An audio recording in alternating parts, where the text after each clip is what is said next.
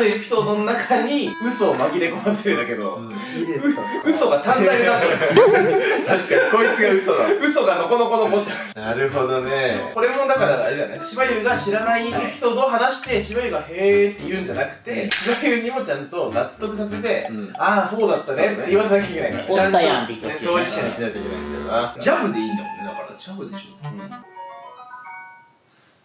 思いついた。絶対今思いついたタイプの男。